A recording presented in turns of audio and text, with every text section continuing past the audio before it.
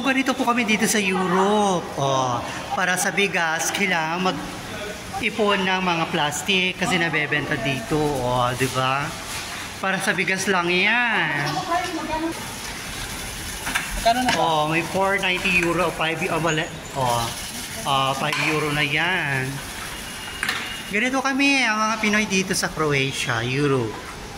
Oh, kailangan namin hanap buhay. Diba? Kahit ganyan-ganyan lang, mahal kasi ang bigas dito, so we need to find some sort kahit paano makatipid, makabili ng bigas. May pambili na sila, diba? Pwede na namin ito ibili sa grocery.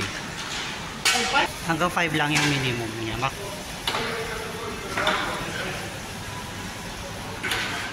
Ganyan ang buhay ng OFW dito sa Europe. Nag-iipon kami ng plastic para mas recycle, may benta. O, di ba? Pambiling bigas, karne, ganyan.